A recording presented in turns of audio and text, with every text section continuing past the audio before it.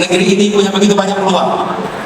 Dan pemerintah harus memastikan bahwa sumber daya yang diberikan oleh pemerintah untuk rakyatnya adalah sumber daya yang tepat.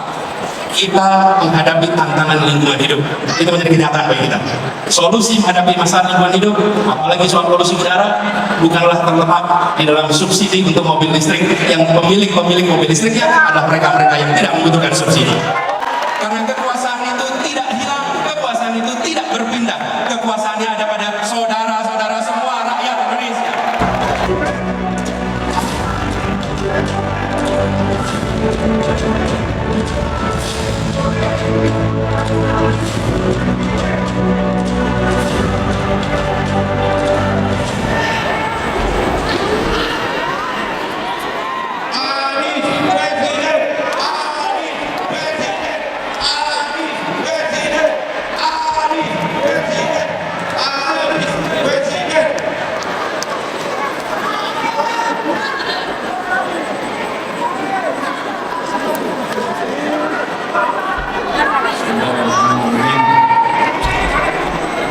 Assalamualaikum warahmatullahi wabarakatuh.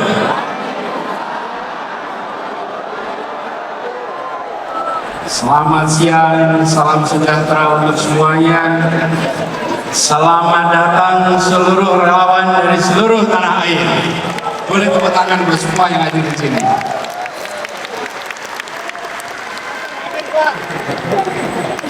Yang saya hormati seluruh jajaran pimpinan pengurus Amanat Indonesia, khususnya ketuanya Bung Sahrin Hamid. Beri tepuk tangan untuk seluruh jajaran Amanat Indonesia. Yang saya hormati, hadir bersama kita Ketua Umum Partai Demokrat, Mas Ahaye. Beri tepuk tangan Mas Ahaye.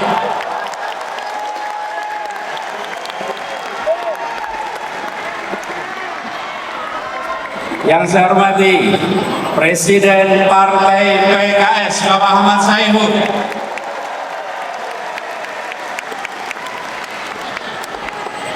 dan juga Wakil Ketua Umum Partai Nasdem Bapak Ahmad Ali.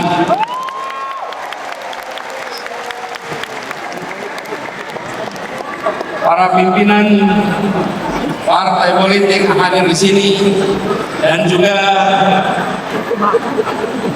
para simpul-simpul relawan, hadirin sekalian, termasuk hadir bersama kita sebenarnya ada duduk di belakang sana, Ibunda tercinta Ibu Aliyah Rashid Baswedan.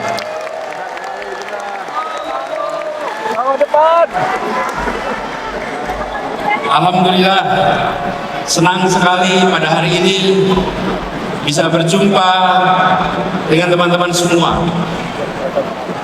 Hadir di tempat ini di ruang lapangan tenis indoor, nampaknya jumlah yang hadir lebih banyak daripada yang diduga. Barangkali berikutnya kita bisa pakai Jakarta International Stadium.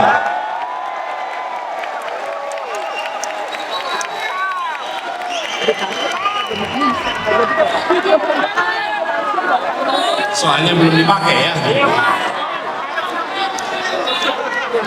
Ini relawan yang hadir, saya lihat dari banyak tempat. Mana yang paling jauh dari sini? Di mana? Medan. Mana lagi? Banten. Rawa Bebek.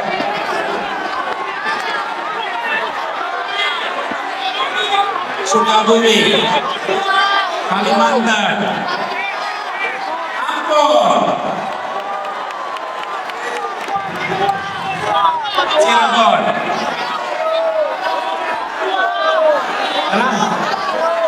Pekanbaru, Aceh.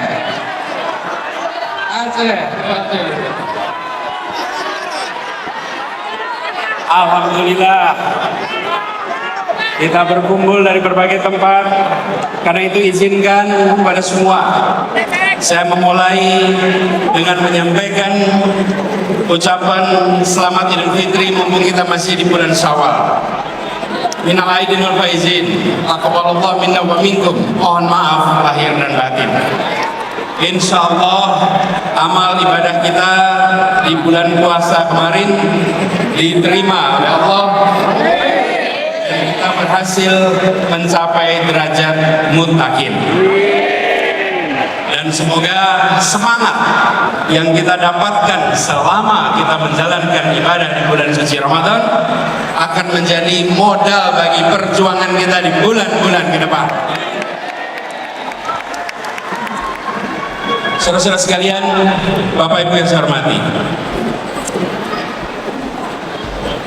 kita berada di tahun 2023. Bila kita tengok kembali perjalanan bangsa ini, bukan perjalanan yang singkat, yang kecil, tapi perjalanan yang panjang dan besar.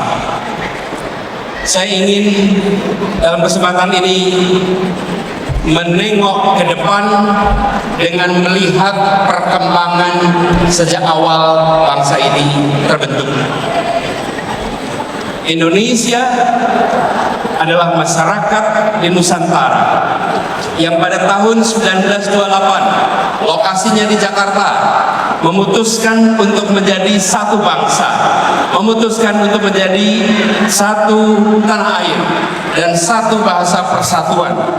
Sebuah keputusan besar untuk menjadi Indonesia di 1928. Itulah satu yang pertama, menjadi satu bangsa dengan satu bahasa persatuan.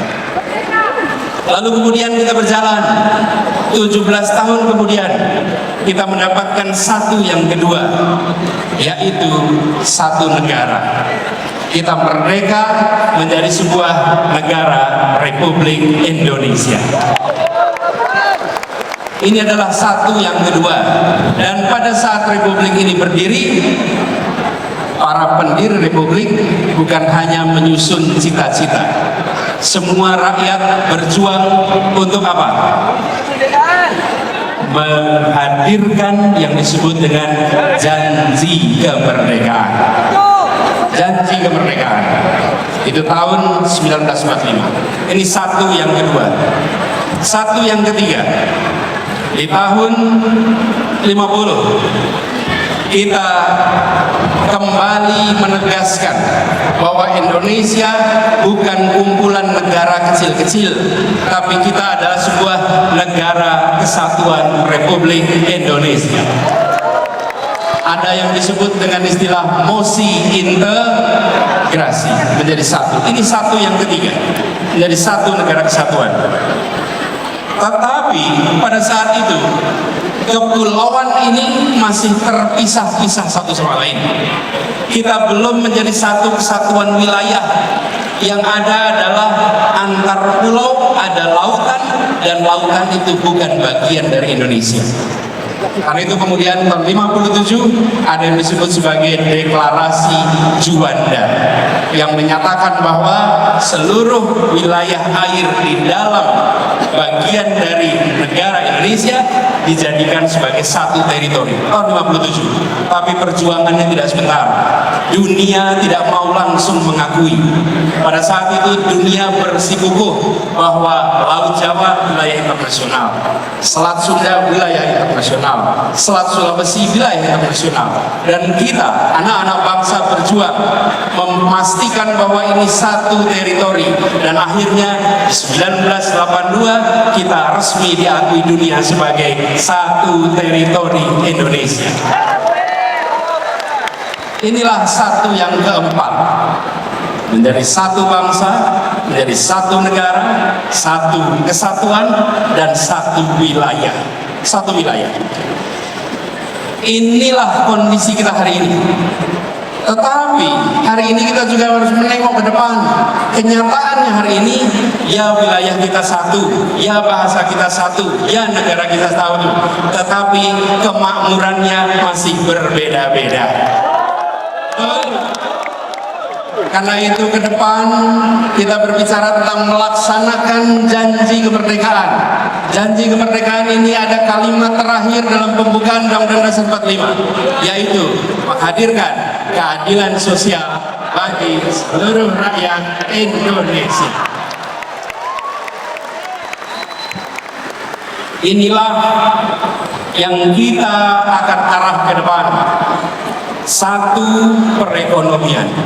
Satu, kesemakmuran. Bukan kemakmuran tinggi di satu kota dan rendah di wilayah lain. Bukan kemakmuran tinggi di satu pulau dan lemah di tempat lain. Kita ingin ketimpangan-ketimpangan seperti ini dibereskan untuk semua. Apa itu satu kesemakmuran? Satu kemakmuran, satu kesemakmuran. Izinkan saya cerita pengalaman kami di Jakarta. Bapak Ibu sekalian yang tinggal di Jakarta, Jakarta ini terdiri dari berapa kabupaten kota?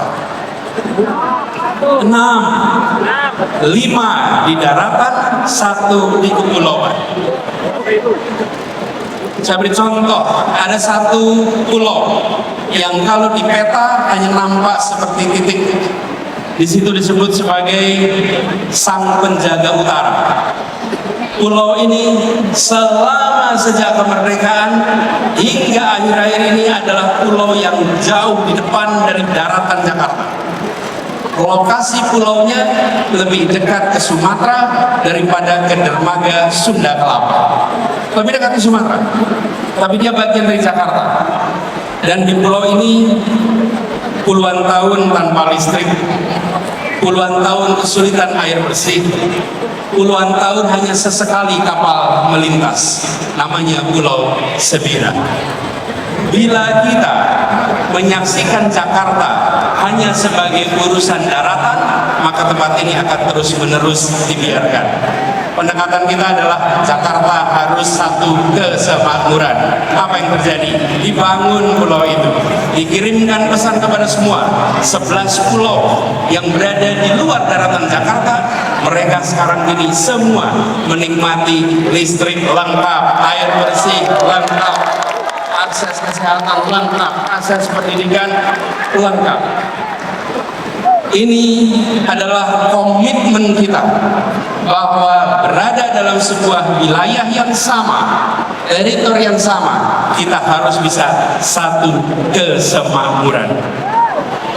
Dan ketika ini diterapkan, prinsip kita adalah begini.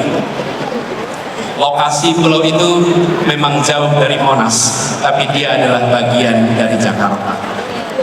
Anda semua yang hadir di sini, yang dari Aceh, hitungan kilometernya dari Jakarta memang jauh, tapi Anda 0 kilometer dari Ibu Pertiwi. Dari Papua, hitungan kilometer dari Monas memang panjang, tapi Anda 0 kilometer dari Ibu Pertiwi. Dari manapun Anda berada di tempat ini, hitungan kilometernya panjang, tapi sesungguhnya Anda 0 kilometer dari Ibu Pertiwi. Inilah yang harus dikembalikan. Inilah yang harus menjadi pegangan kita, bahwa republik ini tidak didirikan dengan perhitungan ongkos, untung dan rugi. Republik ini didirikan dengan janji untuk seluruh tumpah darah Indonesia. Jadi kita berbicara tentang Indonesia ke depan, berbicara tentang Indonesia yang satu kesemakmuran, bukan Indonesia yang terpisahkan karena jejak kesejahteraan yang berbeda-beda. Prinsip yang kita dorong adalah pertumbuhan yang berkualitas, bukan semata-mata pertumbuhan yang angkanya tinggi. Pertumbuhan yang angkanya tinggi tapi tidak berkualitas tidak dirasakan oleh rakyat kebanyakan. Apa itu pertumbuhan yang berkualitas?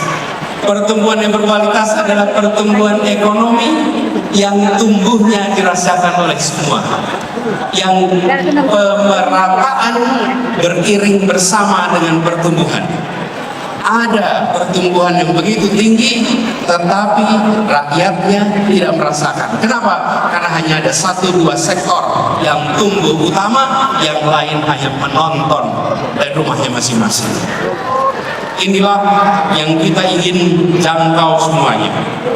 Kemudian kita tahu negeri ini punya begitu banyak peluang, dan pemerintah harus memastikan bahwa sumber daya yang diberikan oleh pemerintah untuk rakyatnya adalah sumber daya yang tepat.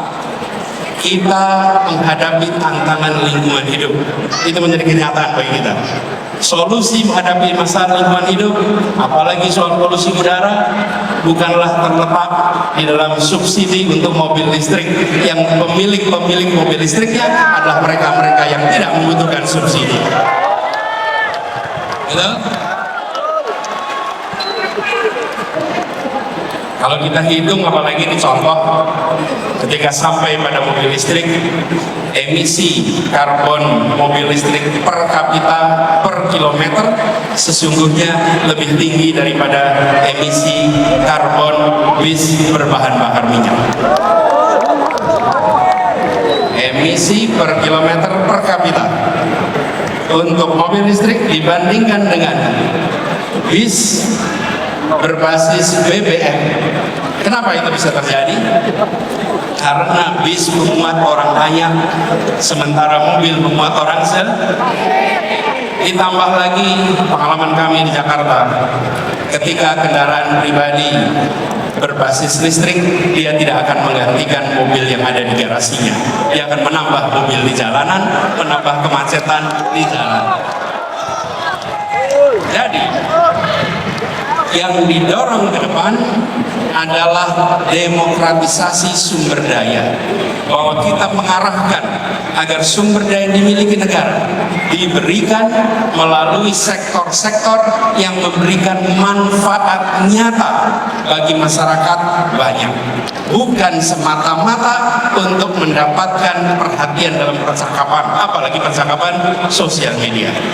Karena itulah kita ingin dorong ke depan. Insya Allah jalan-jalan tol yang sekarang sudah dibangun secara amat baik oleh pemerintahan hari ini, ke depannya nantinya dipenuhi oleh kendaraan-kendaraan umum berbasis dengan listrik ke depan. Kendaraan-kendaraan logistik berbasis listrik, bukan pribadi tapi kendaraan umum. Dan kita tahu, begitu bicara kendaraan logistik, kendaraan umum, pengangkut massal, maka dia bukan hanya memindahkan badan, bukan hanya memindahkan barang, dia sebetulnya adalah alat untuk membangun perasaan kesetaraan, alat membangun perasaan persatuan. Jadi ke depan ini adalah contoh bagaimana kebijakan disusun berdasarkan gagasan, bukan sekedar kebijakan tanpa narasi, tanpa gagasan. Urutannya harus jelas, bukan hanya karya, tapi karya berbasis narasi, narasi berbasis gagasan. Dan gagasan di sini adalah tadi yang saya sampaikan: kesemakmuran, kesetaraan, keadilan. Dan begitu ada pembagian sumber daya, maka pembagian sumber daya ini adalah memasukkan unsur-unsur gagasan itu. Karena itulah ketika kita melihat ke depan, kita membayangkan bahwa pembangunan ke depan adalah pembangunan yang menjangkau semua, bukan menjangkau sebagian. Tadi ada ilustrasi, saya ingin cerita sedikit. Suatu ketika saya datang di sebuah pulau, namanya Pulau Selaru. Pulau Selaru ini di ujung timur tenggara Maluku Tenggara Barat. Posisinya sedikit di atas Darwin. Ini adalah ujungnya Indonesia. Saya datang ke pulau itu, lalu mereka memulai acara dengan berkumpul kira-kira 100 orang. Di tempat itu belum ada listrik. Lalu mereka menyiapkan diesel untuk sound system. Dieselnya ditaruh kira-kira 20-30 meter dari lokasi acara, supaya ramainya diesel tidak terdengar kita.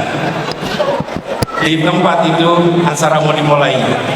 Lalu yang mimpin acara bilang, saudara-saudara semua, Mari kita berdiri menyanyikan Indonesia Raya. Hati saya bergetar. Di sebuah tanah yang listriknya belum masuk, mereka memulai acara dengan menyatakan kami mencintai Republik ini, walaupun Republik ini belum menunaikan janjinya di tempat ini. Mereka belum merasakan kesejahteraan fasilitas seperti kita. Yang mereka miliki masih terbatas, tapi mereka mengirim pesan pada tamu yang datang dari Jakarta. Pak Anies, bisa jadi kami belum punya listrik, bisa jadi kami belum sejahtera, tapi jangan pernah ragukan keindonesiaan dan kecintaan kami pada Indonesia. Saya menemukan kalimat-kalimat seperti itu di berbagai tempat. Saya datang ke sebuah tempat namanya Sentolo. Sentolo ini di Jawa Bali, Kulon Progo. Ngobrol dengan warga. Di tempat itu ketika saya bicara, mereka cerita, Pak Anies, tempat ini sudah diukur akan dipakai untuk pembangunan jalan tol. Rumah saya akan kena. Terus saya tanya, bagaimana Pak rumahnya kena? Oh nggak apa-apa Pak, biarkan tanah ini dipakai untuk pembangunan, karena ini untuk kepentingan negara, ini untuk kepentingan masyarakat banyak. Dia belum sejahtera, dia kondisinya masih minim, tapi dia mengatakan pada semua bahwa kecintaan kami bukan berdasarkan kekayaan material. Kami mencintai Republik ini secara tanpa syarat. Kami sekalian, kita-kita yang berkumpul di tempat ini, kita-kita yang memperjuangkan Indonesia yang lebih baik, kita harus ingat bahwa ada saudara-saudara kita yang lokasinya hitungan kilometer jauh dari Jakarta, jauh dari Monas, tapi mereka 0 kilometer dari Indonesia, dan mereka harus merasakan kesejahteraan yang meningkat secara amat serius. Itulah sebabnya bicara tentang kesemakmuran harus konkret. Kami coba wujudkan kemarin di Jakarta, dan insya Allah bila Allah nanti takdirkan, tahun depan kita akan merasakan sebuah penentuan arah pemilu Pilpres 2024 bukan soal meneruskan atau tidak meneruskan sebuah program. Bukan. Pemilu 2024, pemilu 2019, pemilu 2014, dan pemilu-pemilu lainnya adalah sebuah kesempatan untuk menengok kembali arah perjalanan bangsa. Republik ini didirikan dengan cita-cita, dengan janji menghadirkan keadilan bagi semua. Kita harus ingat, merdeka bukan hanya untuk menggulung kolonialisme, merdeka adalah untuk menggelar keadilan bagi semuanya. Ini bukan tentang satu orang, ini bukan tentang satu partai, ini adalah tentang nasib masa depan bangsa kita dan anak-anak dari bangsa kita. Jaga kemuliaan perjuangan ini, jaga kehormatan perjuangan ini. Kirimkan pesan-pesan yang mempersatukan, kirimkan pesan-pesan yang menunjukkan bahwa kami tidak jual murah idealisme itu. Kami junjung tinggi idealisme itu. Tunjukkan bahwa kita punya rekam jejak yang baik, punya rekam gagasan yang baik, punya rekam karya yang baik.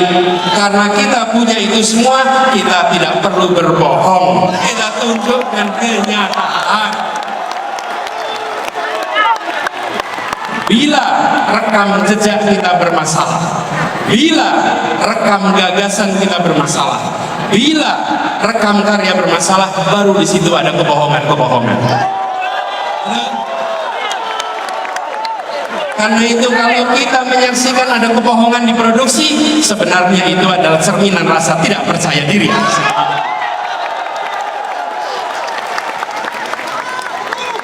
Jadi kita tidak perlu memproduksi kebohongan, tidak perlu memproduksi itu semua. Tunjukkan kenyataan dan biarkan kenyataan memenangkan pertarungan gagasan, memenangkan pertarungan rekam jejak, memenangkan pertarungan karya.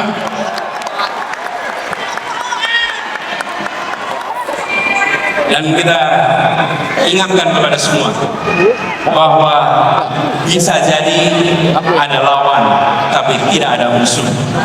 Kita tunjukkan kepada semua bahwa kita saudara sebangsa. Ya, kita berlawanan gagasan, ya kita berlawanan rekam jejak, tapi kita bukan musuh. Musuh saling menghabisi, lawan saling menguatkan. Lawan debat adalah teman berpikir. Lawan badminton adalah teman olahraga. Lawan voli adalah teman olahraga. Lawan di dalam proses pilpres, lawan di dalam pemilu, mereka adalah teman dalam demokrasi. Dan kita kirimkan pesan kepada semua, ini demokrasi modern. Ini bukan pengaturan negara dengan cara-cara yang non-modern. Di dalam demokrasi modern, saya ingatkan beberapa hari yang lalu bahwa di dalam proses ini semua tidak ada kekuasaan yang berpindah, tidak ada kekuasaan yang hilang. Kekuasaan itu tetap dan terus berada di tangan rakyat Indonesia. Yang berpindah itu adalah kewenangan untuk melaksanakan kekuasaan rakyat. Dan tiap 5 tahun sekali rakyat yang memegang kekuasaan menitipkan kewenangan itu secara bergantian. Inilah negara modern, inilah negara demokrasi modern. Karena itu, bila ada yang berpandangan khawatir kehilangan kekuasaan, maka sesungguhnya dia tidak paham prinsip-prinsip dasar demokrasi. Karena kekuasaan itu tidak hilang, kekuasaan itu tidak berpindah. Kekuasaannya ada pada saudara-saudara semua rakyat Indonesia. Kami mengajukan diri, kami mengajukan dengan menyatakan ini gagasan kami, ini rekam jejak kami, ini karya kami, dan biarkan rakyat tanpa dipengaruhi, tanpa ada tangan negara yang terlibat, negara netral, negara mengambil sikap di atas semuanya, dan percayakan rakyat bahwa rakyat akan menitipkan kewenangan itu pada mereka-mereka yang memiliki rekam jejak yang benar, rekam karya yang benar, dan rekam gagasan yang baik. Kalau negara sampai intervensi, namanya negara sedang melecehkan rakyat Indonesia. Rakyat Indonesia sudah matang, rakyat Indonesia sudah mampu untuk menentukan kepada siapa kewenangan itu dititipkan. Tidak perlu ada intervensi-intervensi. Dan kepada seluruh rakyat Indonesia, mari kita jaga kekuasaan itu ada pada rakyat, bukan pada yang lain. Jangan jual kekuasaan itu, jagalah kekuasaan itu sampai nanti di TPS dan sampai nanti penghitungan. Bahwa ini bukan sekedar statistik hitungan, ini adalah hak saya untuk menentukan masa depan perjalanan bangsa ini. Ini memberikan pesan kepada semua bahwa Indonesia adalah negara demokrasi modern yang dunia boleh menengok. Dan kita kirimkan pesan pada semua. Negeri-negeri di luar sana menengok pada kita dengan rasa kagum. Kenapa mereka kagum? Mereka melihat sebuah bangsa yang bahasanya ratusan, yang suku bangsanya ratusan, tapi memiliki kemampuan untuk berbicara dengan bahasa satu, bahasa persatuan, bahasa Indonesia. Lalu ketika mereka berdemokrasi, kita tunjukkan demokrasi dengan sikap yang matang, menunjukkan kematangan luar biasa. Mari kita sama-sama song-song kesempatan perubahan ini dengan membawa gagasan, membawa rekam jejak, sekaligus membuktikan kita semua di sini, pada diri kita, pada anak-anak dari anak-anak kita, bahwa di tahun 2024 ketika Republik ini akan menentukan arah barunya, saya tidak menjadi penonton di rumah yang tak bertanggung jawab. Saya turun tangan langsung ikut menentukan arah perjuangan Republik ini. Biarkan itu menjadi catatan bagi kita semua. Anda semua, kita semua bisa bercerita kepada diri kita, kepada anak-anak dari anak-anak kita, bahwa saya bukan menjadi warga negara yang menonton.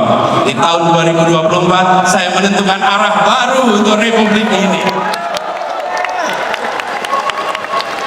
Insya Allah niat baik ini, ikhtiar ini yang dikerjakan bersama dengan orang-orang baik, insya Allah Allah akan bukakan pintu-pintu menuju kepada surga.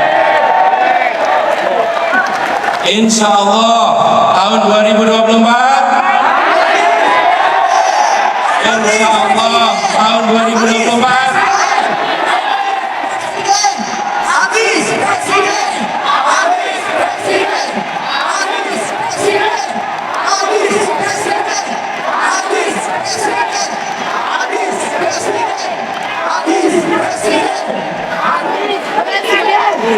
insya Allah tahun 2024 kemenangan akan kita raih bersama.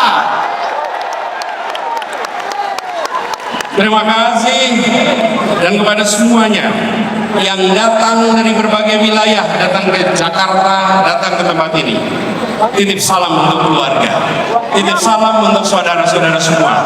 Sampaikan kepada semua, saya pulang kembali dari pertemuan dan saya bekerja untuk perubahan bagi Indonesia yang lebih baik. Assalamualaikum warahmatullahi wabarakatuh.